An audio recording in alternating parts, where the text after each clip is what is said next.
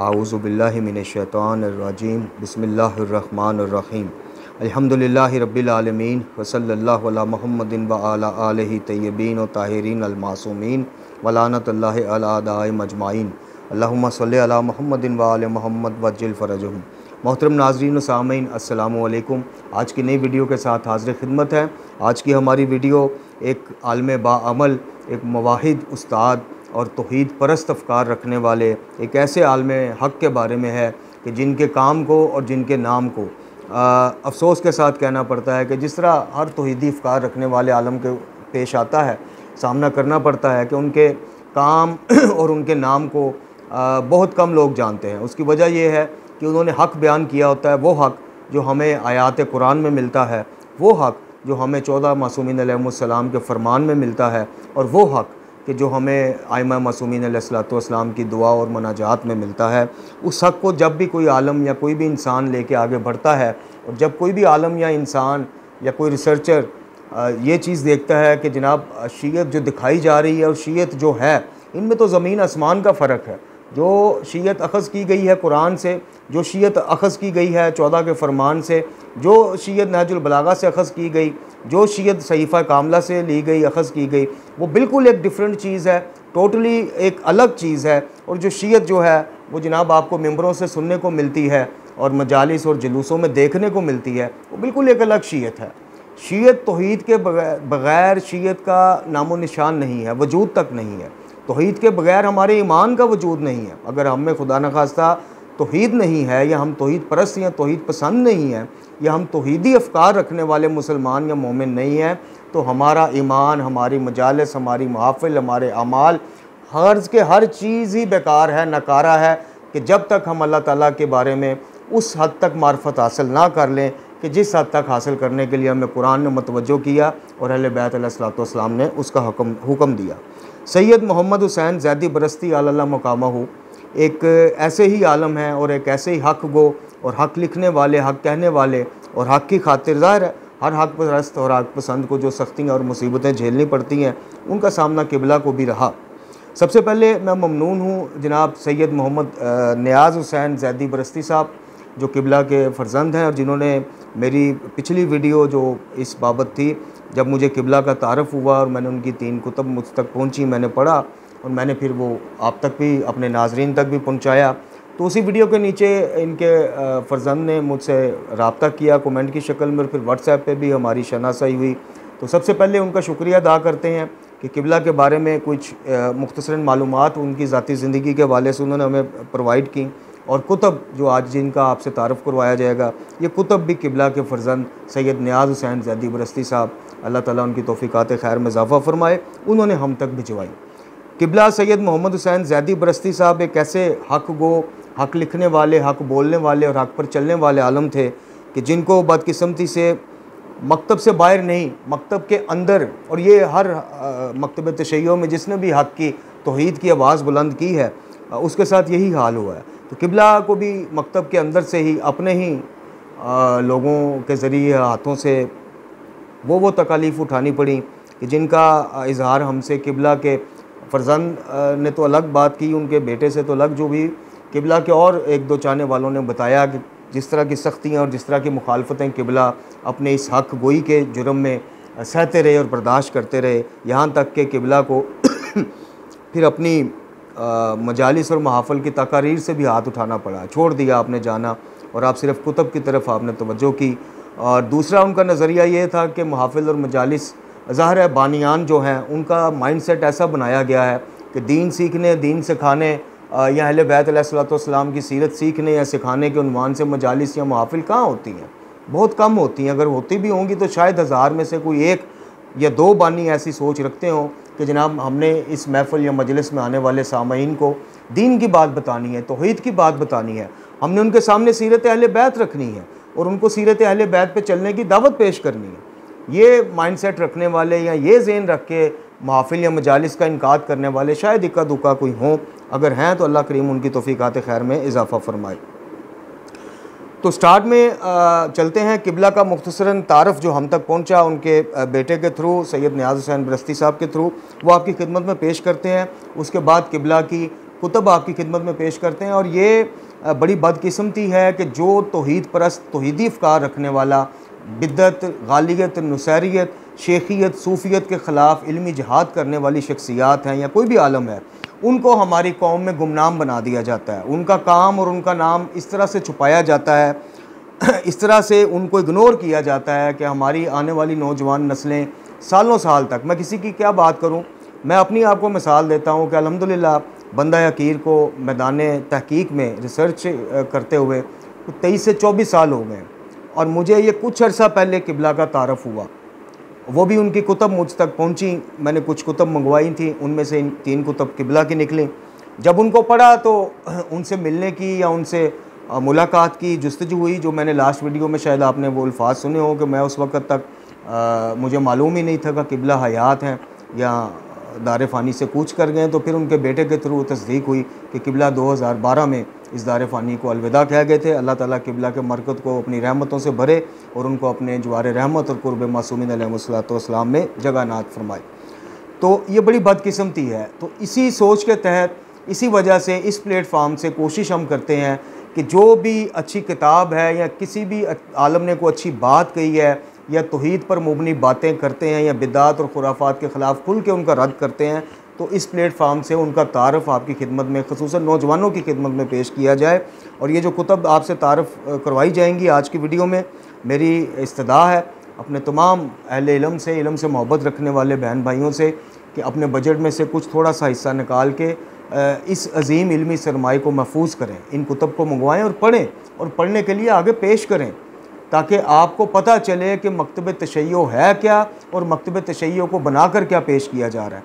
यानी मकतब तशय्यो में तौहीद इतनी गाढ़ी और खालिस है कि अहले बैत अलैहिस्सलातु वस्सलाम के पहले फ़र्द जनाब रसूलुल्लाह सल्लल्लाहु अलैहि वसल्लम खातिमुल अंबिया कि आपके नालैन मुबारक पर मैं, मेरे माँ बाप, मेरी आल औलाद कुर्बान, आपसे लेके आखिरी लाल वलायत इमाम ज़मा जल्लल्लाहु ताला फ़र्ज शरीफ तक कॉन्सेप्ट ही नहीं है, नज़रिया ही नहीं है कि अल्लाह के सिवा किसी से दुआ करनी है, अल्लाह के सिवा किसी को पुकारना है, अल्लाह के सिवा किसी की इबादत करनी है या अल्लाह ताला के सिवा किसी को हजात पूरी करने का कोई दरवाज़ा समझना है।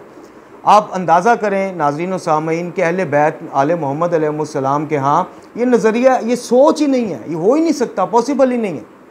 और ना ही इन्होंने कभी अपने मानने वालों को, अपने पैरोकारों को, आप नहजुल बलागा में वसीयत मौला कायनात हमने पेश की थी जिसमें कहा गया कि ये जनाब हसनैन करीमैन और मौला के ख़ानदान और क़यामत तक आने वाले मोमिनीन के लिए है। ये ख़ुद मौला के अल्फाज थे कि क़यामत तक आने वाले मोमिनीन की रहनुमाई करेगी ये वसीयती अल्फाज।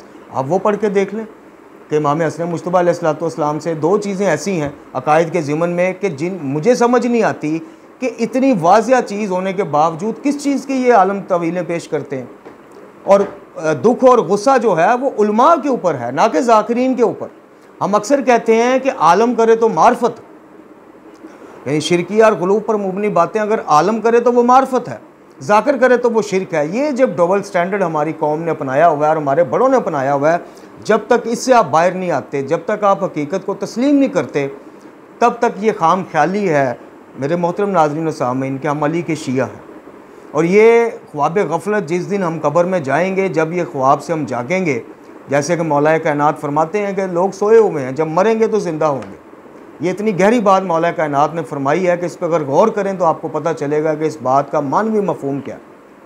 तो अकायद के ज़िमन में ऐसा बेड़ा गर्क किया गया है हमारा कि वसीयत में मौजूद 2 चीज़ें, खुदा की कसम अगर मैं गैर शिया हूँ तो मैं मौला की वसीयत में से ये 2 चीज़ें लेके मैं इन बड़े बड़े नामों को वक्त डाल दूँ कि मुझे इसका जवाब दो या इन दोनों चीज़ों से हाथ उठाओ।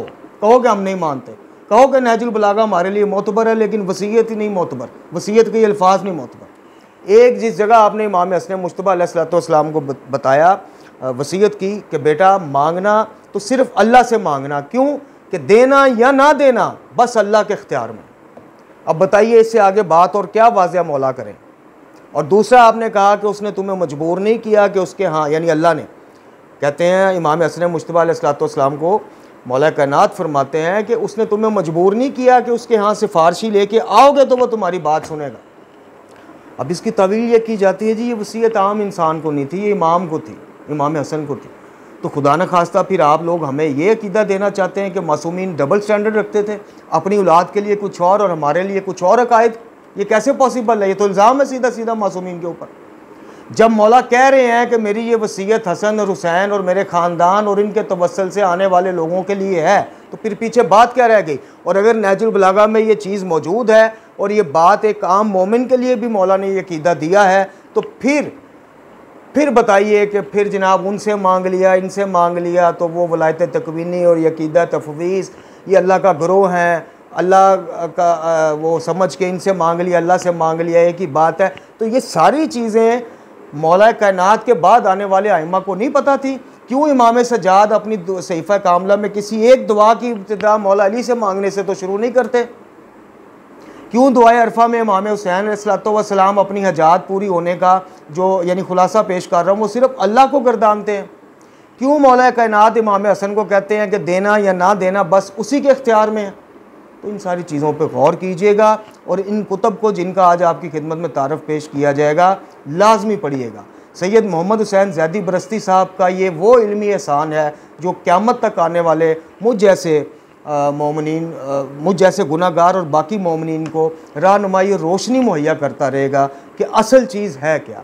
जिसला किबला मोहम्मद हुसैन नजफी साहब डक्कू साहब ने भी अपनी एक वीडियो में खुलकर बयान किया और सैयद मोहम्मद हुसैन ज़ैदी बरस्ती साहब के लिए उन्होंने अपने मुक़ल्लिदीन और राय हक़ के मुतलाशी लोगों को ये मैसेज दिया कि आप किबला ज़ैदी बरस्ती साहब की कुतब को पढ़ें ताकि आपको हक़ की बात वाज़िया और सहल और आसान हो जाए आपके लिए समझना। तो ये किबला सैयद मोहम्मद हुसैन ज़ैदी बरस्ती साहब का तारफ़ अब आपकी खिदमत में पेश करते हैं। सैयद मोहम्मद हुसैन ज़ैदी बरस्त ज़िला करनाल में, बरस्त एक इंडिया में जगह है ज़िला करनाल में, वहाँ एक मजहबी घराने में 1928 में पैदा हुए। इब्तदाई तालीम हासिल करने के बाद मनसबिया अरबी कॉलेज न्यू गोवा में दाखिला लिया जहाँ से अरबी फ़ाज़ल और फ़ारसी फ़ाज़ल किया। 1947 तकसीम पाकिस्तान के वक़्त हिजरत की और पहले पहल सरगोदा में क़याम किया और फिर शेखुपुरा समुंदरी रजुआ सादात में मुख्तसर क़याम के बाद बिल आखिर चुनियोट को अपना मुस्तकिल मस्कन बनाया। 1967 में यानी 1967 में होम्योपैथिक डॉक्टर का इम्तहान पास किया और बाकायदा प्रैक्टिस शुरू की और ज़िंदगी के आखिरी अयाम तक लोगों की खिदमत करते रहे और बेहतर मुआश के लिए ज़मींदारी भी करते रहे और दीनी तालीम हासिल करने के बाद मुसलसल अपने उस्ताद के रास्त नज़रिया की वजह से तौहीद, नबुव्वत, इमामत पर सैर हासिल मालूमात रखते थे और जिनका इजहार और जिनका प्रचार किबला आखिरी दम तक करते रहे। और ये आखिरी दम तक मिसाल के लिए नहीं है, मुझे उनके बेटे ने बताया कि किबला बरस्ती साहब को जब फालज का अटैक हुआ तो किबला उस कैफियत में भी अपना इल्मी काम सर अंजाम देते रहे और उनके बेटे को मतलब बोलते थे तो उनके बेटे तहरीर करते थे और ये इल्मी ख़जाना फिर हमारे लिए वो छोड़ के गए। अच्छा जी, और मुसलसल अनथक कोशिशों के बाद तसानीफ़ लिखना शुरू की। आपका मखसूस मौजू जो था वो ज़्यादातर आपने जो यानी आपकी जो तसानीफ़ हैं वो ज़्यादातर जिन मौज़ूआत के ऊपर हैं वो शेखियत, सूफ़ियत, तौहीद, नबुव्वत, इमामत, खिलाफत वगैरह थे।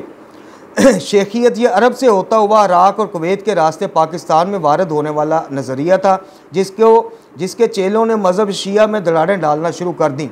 मोहतरम नाज़रीन और सामीन, किबला की एक किताब है, अभी मैं उसका तारफ़ करवाता हूँ।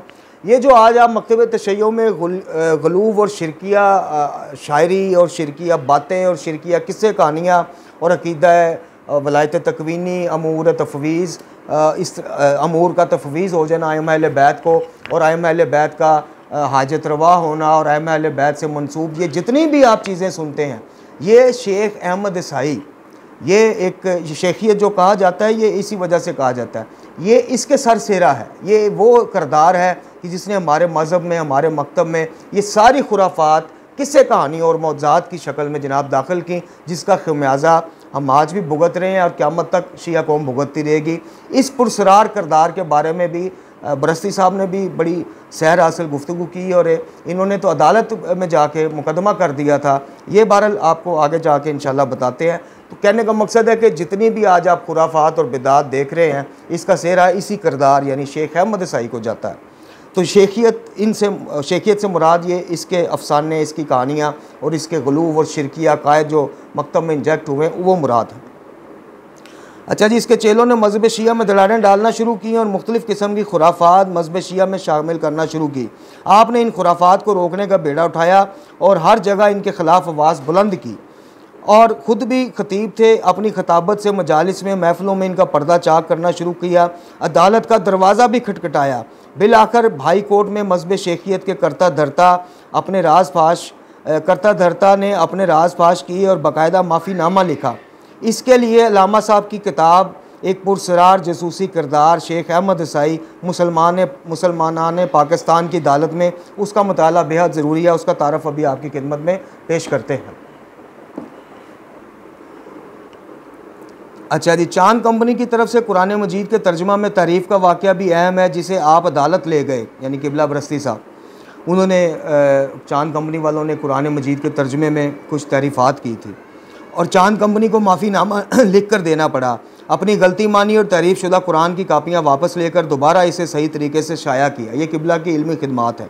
ये आपकी बहुत बड़ी कामयाबी थी। जब सारे पाकिस्तान में किसी को भी इस बात का ख्याल तक ना आया, आपने ये कदम उठाया। आपने ज़िंदगी के आखिरी लम्हात तक तसनीफ़ और तालीफ़ का सिलसिला जारी रखा। आपने तौहीद, रिसालत, खिलाफत, इमामत, सूफ़ियत, सियासत और फ़लसफ़ा के मौजू पर तसनीफ़ लिखी। किबला की लिखी हुई किताबों की तादाद जो कम व बेश 50 के करीब है। आपकी ज़िंदगी की आखिरी तसनीफ़ फ़ारसी में ईरान में शाया हुई और ईरान और कुवैत में बहुत पज़ीराई इसको मिली, जिसमें मोहतरम जनाब ज़मीरुल हसन मीर साहब की काविशें काबिल तहसीन हैं। यह किताब पेशवाई ज़लालत के नाम से शाया हुई। आपकी तसनीफ़ की तादाद तकरीबन 45 से 50 के दरमियान है। 2006 में फालज के अटैक और बीमारी की वजह से शदीद अलील हो गए। किबला का सारा जिस्म मफलूज हो गया, लेकिन फिर भी अपनी जदोजहद जारी रखी। यानी आगे किबला उनके जो फ़र्जंद हैं वो लिखते हैं कि मैं इनका बड़ा बेटा अलजायर में सिलसिला मुलाजमत में क़याम पजीर था। इनकी बीमारी का सुनकर पाकिस्तान आया तो आप ज़िंदगी और मौत की कश्मकश में थे। मुझे इनकी खिदमत का शरफ़ हासिल हुआ। मुसलसल इलाज और अल्लाह पाक के एहसान की वजह से चाहदा मासूमीन के सदक़े 4 साल बाद आप सेहतयाब हो गए। दौरान बीमारी आप अपनी काविशों को जारी रखे हुए थे। आप बोलते और मैं लिखता। ये जो बात मैंने अभी आपको बताई कि किबला बोलते थे और उनके फ़र्जंद जो बेटे हैं, बड़े बेटे नियाज़ बरस्ती साहब, ये कहते हैं कि मैं लिखता था। यानी बिस्तर मर्ग के ऊपर भी, उस आलम में भी कि जब फालिज ने पूरे जिस्म को मफलूज कर दिया था, आपने अपना ये इल्मी जहाद जारी रखा। हमें कदर करनी चाहिए और कदर करने का, खराज तहसीन पेश करने का बेहतरीन तरीका है कि आप उनके नज़रियात को पढ़ें। उन्होंने जो इतनी मेहनत करके इल्मी ख़जाना हमारे लिए छोड़ा, इसको पढ़ें और इसको पढ़ाएं, लोगों को पेश करें, लोगों के सामने तशय्यो का असल चेहरा वाज़ेह हो। अच्छा, इसी तरह बीमारी की हालत में भी आपने 15 किताबें लिख डाली। 7 साल बीमारी और तकलीफ़ की हालत में भी कोई नमाज ना छोड़ी। इशारों से और बैठ कर नमाज़ पढ़ते और कुरान मजीद की तिलावत करते। मुझे इनके साथ मुसलसल रहने और इनकी दीनी खिदमत में हाथ बटाने का मौका मिला। यहाँ तक कि 23 सफ़र 18 जनवरी वाले दिन 2012 में आप नमाज के लिए उठते हैं और वज़ू करते हैं। वज़ू करते करते आपको तकलीफ़ महसूस हुई। जब आपको गोद में उठाकर बिस्तर तक लेके गए तो किबला सैयद मोहम्मद हुसैन ज़ैदी बरस्ती साहब के मुंह से 3 बार ये कलमात इन्ना लिल्लाहि व इन्ना इलैहि राजिऊन ये अदा किया आपने और अपने खालिक़ हकीकी से जा मिले। ये किबला का मुख्तसर तारफ़ जो आपके फ़र्जंद जनाब सैयद नियाज़ हुसैन ज़ैदी बरस्ती साहब ने हम तक पहुँचाया और हमने आपके तक पहुँचाया। इस तारफ़ से आपको उम्मीद है नाज़रीन को थोड़ा सा एहसास हुआ होगा कि जो भी तौहीद परस्त आवाज़ उठती है उसको दबाने के लिए फिर उसकी मुखालफत में कितना शोर मचाया जाता है। और किबला के साथ भी ये हुआ। मैंने अर्ज़ की कि किबला ने हर वो मुसीबत और हर वो मुखालफत सही और बर्दाश्त की कि जो एक हक़ परस्त और तौहीद परस्त आलम को करनी चाहिए। हमें अपने इस चैनल से हमारा एक छोटा सा किरदार है। तिफ़्ल मकतब भी नहीं, हम उलमा हक़ की पैरों की गर्द भी नहीं है, लेकिन हमें पता है कि तौहीदी काम को जैसे हम लेके चल रहे हैं और जो जो धमकियाँ और जो जो मुखालफतें हमें जिनका सामना है और जिस तरह से हमारे चैनल को ख़तरे में डाला गया, हमने तो बहुत सारी बातें अपने सामीन तक पहुँचाई ही नहीं है। तो इससे हमें अंदाज़ा होता है कि जो बड़े कैनवस पे, बड़े लेवल पे आके जो इस तरह की चीज़ों की रद्द करता होगा बंदा और करता है। 2 मिसालें हमारे सामने हैं। किबला मोहम्मद हुसैन नजवी साहब, कौन सी गाली है जो डक्कू साहब ने सारी उम्र नहीं खाई? कौन सा इल्ज़ाम और प्रोपोगंडा है जो किबला कभी उनको कुछ कहा गया, कभी कुछ कहा गया? तो अर्ज़ ये है कि इस चीज़ का अंदाज़ा, इस चीज़ का दराक उसी को होता है कि जो इस राह का खिलाड़ी है या इस राह का मुसाफिर है। अब चलते हैं वक्त ज़ाया किए बगैर किबला की किताबों का तारफ़ आपकी खिदमत में पेश करते हैं। सबसे पहले ये किताब है जी वलायत कुरान की नज़र में। वलायत के मौजू पर एक उम्दा तहकीक है और वलायत के हवाले से जिन लोगों के शक व शुबात वसवसे की शक्ल दिमागों में आते हैं या उनसे पूछे जाते हैं सवालात बहुत ज़्यादा वलायत के उन्वान से, उनके लिए तसल्ली बख्श और जनाब बहुत ज़्यादा इल्मी मवाद लिए हुए ये किताब है वलायत कुरान की नज़र में। और वलायत का असली और मानवी मफ़हूम भी किबला ने इस किताब में पेश किया है कि वलायत से मुराद क्या है। वलायत से ये मुराद है कि वो वलायत तकवीनी के ज़रिए खुदा की खलकत में और रिज़्क़ देने की सिफ़त में शामिल हो गए हैं। वलायत से ये मुराद है कि हमारे ऊपर से सारे अहकाम उठा लिए गए हैं, बस वलायत का इकरार ही हमारी बख्शिश का और हमारे ज़िंदगी गुजारने का वाहिद वसीला है।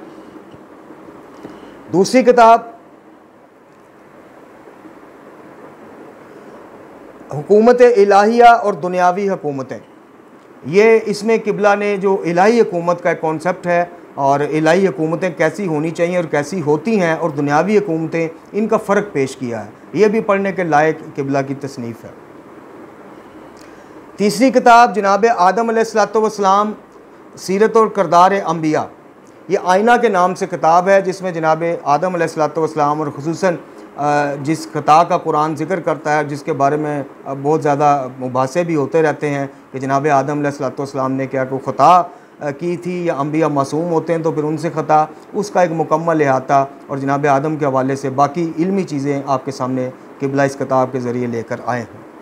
इसके बाद अकायद के हवाले से एक बेहतरीन किबला की जुस्तजू, काविश और बेहतरीन एहसान अल अकायद अल हकिया, ये किताब पढ़ने से उन लोगों का फेवरेट मौजू है जो अकायद के हवाले से कंफ्यूज रहते हैं कुछ चीज़ों के बारे में जो गालियत ने फैलाई हुई हैं, जो ज़ाकरों से सुन के कान पक चुके होते हैं, वो उन हज़रात को मेरा मशवरा है कि इस किताब का मुताला एक दफ़ा ज़रूर करें। उसके बाद जनाब जिस तरह आजकल नाम नहाद इल्मी किताबी बावजह फ़नी खराबी लोगों के जहन में इमामत को लेके वो घटता रहता है, कन्फ्यूज़न पैदा करता है, अबहाम करता है, उसके हवाले से कि इमामत का नज़रिया कुरान में है या नहीं है, या नज़रिया या अक़ीदा इमामत हम में ज़रूरी क्यों है, क्या अक़ीदा इमामत रखने वाला ही मोमिन और मुसलमान है या नहीं है, इन सारे सवालात का जवाब देती है बेहतरीन तसनीफ़ है किबला की इमामत कुरान की नज़र में। ये लाजमी पढ़ें ताकि आपसे पूछे जाएँ कुछ सवालात या मिर्ज़ा इंजीनियर नाम नहाद इल्मी किताबी जैसे लोगों की तकरीरें सुन के आपके ज़हन में शक व शुबात या वसवसात आएँ इस अक़ीदा इमामत को लेकर, तो आपके पास उन वसवसों का, उन शुबात का जवाब मौजूद हो। तो इमामत कुरान की नज़र में एक पढ़ने लायक किताब है। इसके बाद इस्लाम पर सियासत, फ़लसफ़ा, तसव्वुफ़ के असरात और इस्लामी फ़िरक़ों की पैदाइश का हाल, ये एक बेहतरीन इल्मी काविश है जिसमें किबला ने बताया है कि इस्लाम पर सियासत और फ़लसफ़े और तसव्वुफ़ ने क्या क्या असरात डाले और इस्लाम के असल चेहरे को मसख़ करने की कोशिशें सियासत और फ़लसफ़ा और तसव्वुफ़ के थ्रू कैसे की गई और इस्लामी फ़िरक़ों की पैदाइश, कौन सा फ़िरका किस तरह से बाद नबी खुदा सल्लल्लाहु अलैहि वसल्लम कितने अरसे बाद वजूद में आया, ये सारी चीज़ों का अहाता किए हुए ये बेहतरीन किताब, ये भी अपने घर में लाजमी रखें, ख़ुद भी पढ़ें और अहबाब को भी पढ़ने के लिए पेश करें। किबला की ये जो कुतब हम आपसे मुतारफ़ करवा रहे हैं, इनको अगर कोई मोमिन या साहिब अहले इल्म या कोई भी कुतब का पढ़ने का शौक़ रखने वाला बहन भाई हमारा लेना चाहे तो किबला के फ़र्जंद उनके बेटे का नंबर हमारे पास मौजूद है, आपको कमेंट की सूरत दे दिया जाएगा। इसके बाद अज़मत नमूस रसालत सल्लल्लाहु अलैहि वसल्लम के ऊपर बड़ी जामिया, या आप इसका हुजम देख लें, बेहतरीन किताब है और इसमें अल्हम्दुलिल्लाह आपको अज़मत नमूस रसालत सल्लल्लाहु अलैहि वसल्लम के मौजू के ऊपर बेहतरीन मज़ामीन पढ़ने को मिलेंगे। और ये मैं बरादरान अहले सुन्नत के जो हमारे देखने वाले हैं उनसे भी इस्तदा करूँगा कि आप भी पढ़ें ताकि आपको पता चले कि नमूस रसालत सल्लल्लाहु अलैहि वसल्लम हमारे लिए भी उतनी ही अहम है जितनी कि हमारी बरादरान के लिए, बल्कि शायद रसूल खुदा सल्लल्लाहु अलैहि वसल्लम की अज़मत और हुर्मत के लिए जिस कदर हमारे यहाँ वो एहतमाम है और जिस कदर हम अज़मत और नमूस रसालत सल्लल्लाहु अलैहि वसल्लम के दाई हैं और आपकी हुर्मत और आपकी नमूस की हिफाजत के लिए अपनी जान देने का भी हमें कोई परवाह नहीं है। इस किताब को पढ़कर इंशाअल्लाह ये सारी चीज़ें आपको मालूम होंगी। इसके बाद जिसका ज़िक्र आया, एक पुरसरार जसूसी किरदार शेख अहमद ईसाई मुसलमानान पाकिस्तान की अदालत में कि जिस बंदे ने हमारे मकतब के अंदर अकायद का बेड़ा गर्क किया और इसकी रस्म डाली और ये तकवीनियाँ, अमूर तकवीनियाँ, वलायत तकवीनी, तफवीज़ और इस तरह की सारी चीज़ें मकतब में जो बंदा लेके आया, जसूसी करदार शेख अहमद ईसाई, उसके बारे में माजरत मुकम्मल मालूमात लिए ये किताब है। और ये वही किताब है, इसमें ज़िक्र है कि जब आप high court, Lahore high court में इस पुरसरार जसूसी किरदार के दायान को ले गए थे। इसके बाद शिया कायद का खुलासा और इनका फ़लासफ़ा, सूफिया, मफूज़ा और शेखिया के अकायद से मुकाबला, यानी कि शीयत के अकायद क्या हैं, शेखियत के अकायद क्या हैं और सूफ़ी अकायद क्या हैं, इन सब को अलग अलग करके किबला ने रखा है। और नौजवान ख़ासकर इसको लाजमी पढ़ें ताकि उनको फ़र्क मालूम हो सके कि मकतब तशय्यो के असल अकायद क्या हैं और मिलावट शुदा अकायद क्या हैं। इसके बाद शेखियत क्या है और शेखी कौन है और क्या खालिसियत भी कोई मज़हब है, इस उन्वान से ये बेहतरीन किताब है जिसमें आपको इल्म और आगाही के और बड़े बाब खुलते नज़र आएंगे और आपको पता चलेगा कि शीयत और शेखियत जो एक चीज़ बना दी गई है, इसमें किस कदर ज़मीन और आसमान का फ़र्क है। उसके बाद फ़लसफ़ा तख्लीक़ कायनात दर नज़र कुरान और इसका शैतानी फ़लसफ़ों से मुकाबला। इस्लामी और इलाही और रहमानी फ़लसफ़ा क्या है और शैतानी फ़लसफ़े क्या हैं कि जो आपके अकायद का, आपकी शख्सियत का बेड़ा गर्क करते हैं, इनमें फ़र्क पेश करती हुई ये किताब है, इसको भी लाजमी पढ़ें। उसके बाद शआर शिया और रमज़ तशय्यो क्या है और क्या नहीं, ये किताब भी पढ़ने लायक है मेरे मोहतरम नाज़रीन और सामीन कि रमज़ और शआर शियत क्या हैं और क्या नहीं हैं। कुरान और सीरत अहले बैत से किबला ने इस्तिदलाल किया है और कोई भी किताब आप उठाएंगे आपको कुरान से बाहर जाती हुई इंशाअल्लाह नज़र नहीं आएगी। इसके बाद नूर मोहम्मद सल्लल्लाहु अलैहि वसल्लम और नूह नबी व इमाम, ये जो नूर व बशर की बहस होती है कि क्या अम्बिया और आइमा बशर थे या नूर थे या वो जामिया बशरियत में आए हैं, दर हकीकत नूर थे, इन सारी बहसों को कुरान और सीरत अहले बैत की रोशनी में हल करती हुई, उसका हल पेश करती हुई ये किताब है, इसको भी लाजमी पढ़ें। इसके बाद तायीन अफराद मुबाइला या तारफ़ अहले बैत पैगम्बर सल्लल्लाहु अलैहि वसल्लम, ये किताबचा है अहले बैत अलैहिस्सलाम का मुबाइले में जाना और उनसे उनकी फ़जीलत को साबित किया गया है इस किताब में, ये भी लाजमी पढ़िए। हसीयत व मकाम इंसानी और खिलाफत की कहानी, ये भी किताबचा की सूरत में है और ये भी आपके इल्म और शऊर में काफ़ी हद तक इजाफ़ा करेगी और खिलाफत को लेके कुछ चीज़ें जो अबामात हैं उनको क्लियर इंशाअल्लाह करेगी। इसके बाद पाकिस्तान में शेखियत का शीयत और शिया उलमा से टकराव, ये भी एक तालीफ़ है, किताब है मुख्तसरन मगर जामिया मज़ामीन के साथ है। इसमें भी वही तकरीबन मौजू ज़ेर बहस लाए गए हैं कि शीयत और शेखियत है क्या। पहले तो नौजवानों को मेरी इस्तदा है कि शेखियत के बारे में मालूमात जानिए ताकि आपको पता चले कि शेखी अकायद, शीयत वाले अकायद बनाकर किस तरह से पेश किए जाते हैं और फ़र्क मालूम हो आपको। इसके बाद असल हकीकत क्या है, बाजवाब शहादत वलायत अली अलैहिस्सलाम कि जनाब मौला कायनात की जो वलायत की शहादत अज़ान, कलमा, तशहुद वगैरह में, नमाज में या जिस उन्वान से भी ली जाती है उसकी असल हकीकत है क्या। इसके बाद तत्हीर व तक़दीस मिंबर व महराब, ये उलमा और ज़ाकिरीन ख़ासकर जो नौजवान हमारे इस तरफ राग़िब हैं उनको लाजमी पढ़नी चाहिए। इसके बाद मौज़ा या वलायत तकवीनी की बहस और मौज़े के बारे में शीयों, कादियानियों और शेखियों के अकायद का फ़र्क कि असल शिया अकायद हैं क्या और वलायत तकवीनी, कादियानी इसके बारे में क्या अकीदा रखते हैं और शेखियत के हामिल अफराद क्या रखते हैं, उसका फ़र्क इस किताब में पेश किया गया। उसके बाद शिया जन्नत में जाएंगे मगर कौन से शिया, ये वो मौजू है जिसकी तरफ मुतवज्जे होने की हमें ज़रूरत है कि कह तो बड़ी आसानी से दिया जाता है कि अली के शिया के लिए तो जन्नत बनी है, लेकिन शिया होने का मेयार और क्राइटेरिया क्या है वो ये किताब आपको इंशाअल्लाह बताएगी। शिया उलमाए पाकिस्तान से चंद सवालात, ये भी किताबचा है लेकिन बड़ा मुफीद किताबचा है और बड़े मुफीद सवालात हैं और उतने ही मुफीद जवाबात हैं, यकीनन ये आपके इल्म और शऊर में इजाफ़ा करेंगे।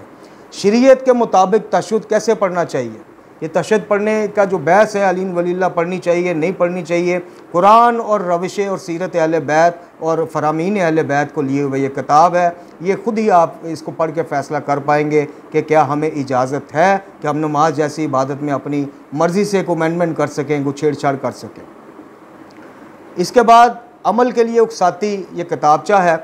सोचिए कल के लिए क्या भेजा है। ये नौजवान जो सिर्फ़ अक़ीदे को ही मकतब या मज़हब समझ बैठे हैं, उनको अमल की तरफ राग़ब करने के लिए क़िबला की एक बेहतरीन इल्मी काविश। इसके बाद खिलाफत कुरान की नज़र में, पहले किताब थी इमामत कुरान की नज़र में, अब खिलाफत कुरान की नज़र में। खिलाफत के हवाले से भी कुरान क्या कहता है या कुरानी खिलाफत क्या है, इस मौजू का अहाता किए हुए ये किताब है। इसके बाद क़िबला की एक बहुत बड़ी इल्मी काविश कश्फुल हक़ाइक़ व शरह दक़ाइक़, ये बेहतरीन किताब है। अक़ाइद से मरबूत इसके मौज़ूआत हैं, इसको भी लाजमी पढ़ें। इसके बाद अज़मत नामूस सहाबा के मौजू के ऊपर क़िबला का ये किताबचा है जो पढ़ने लायक है।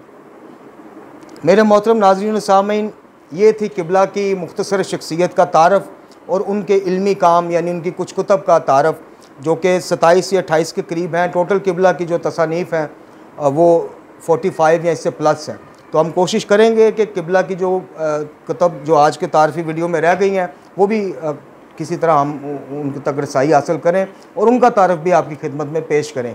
लेकिन बात सिर्फ़ तारफ़ करवाने पर ख़त्म नहीं हो जाती है, बात इस इल्तमास के साथ ख़त्म होती है कि तौहीदी अफ़कार रखने वाले और शेखियत, सूफ़ियत और इस तरह के अक़ाइद का रद्द करने वाले बहुत कम आलम हैं। चंद आलम हैं जिनके आप नाम उंगलियों पर गिन सकते हैं। इनके खुदा के वास्ते इल्मी काम को ज़ाया होने से बचाना हमारा फ़र्ज़ है। इनके अफ़कार और नज़रियात फ़ख्र के साथ ना सिर्फ शीयत के अंदर बल्कि गैर शिया बहन भाइयों के आगे पेश करना भी हमारा फ़र्ज़ है कि जनाब असल शीयत ये है। मलंगियत, सूफ़ियत और मौला कायनात को ही राज़ खालिक मानने वाले का शीयत से कोई ताल्लुक़ नहीं, दूर दूर तक ताल्लुक़ नहीं। ये पैगाम अमल, ये पैगाम तौहीद, ये हमने आम करना है। ये जो उलमा हक़ सख्तियाँ सह के इल्मी ख़जाना हमारे लिए छोड़ के गए हैं, इसको खुदा के वास्ते ज़ाया ना होने दें। इनको ख़ुद भी पढ़ें और बरादरान को भी पेश करें ताकि असल बात उन तक वाज़ेह हो और नौजवान नस्ल तक पेश करें ताकि वो फ़ख्र से कह सकें और किसी नाम नहाद इल्मी किताबी की बातों में, चिकड़ी चुपड़ी बातों में आके या उलझाने वाले सवालात के उसमें उलझाओ में आके मज़हब से बदज़न होने की कोई ज़रूरत नहीं। पहले मज़हब के अंदर रिसर्च करें कि मज़हब है क्या, मज़हब के अक़ाइद क्या हैं। और ये चैलेंज है कि इन किताबों के पढ़ने के बाद या इन जैसे मोहम्मद साहब नजफ़ी डक्कू साहब हैं जी, हमारे जो उलमा हक़ हैं, चाहे वो तादाद में कम हैं, उनकी कुतब या उनकी तालीमात को पढ़ने के बाद आप फ़ख्र से सीना ठोक के कह सकते हैं कि जैसी तौहीद मकतब तशय्यो में है वैसी तौहीद किसी और मकतब के हिस्से में नहीं आई। ला हौला वला कुव्वता इल्ला बिल्लाहिल अलीयुल अज़ीम व सल्लल्लाहु अला मुहम्मदिन व आला आलिहि तय्यबीन व ताहिरीन।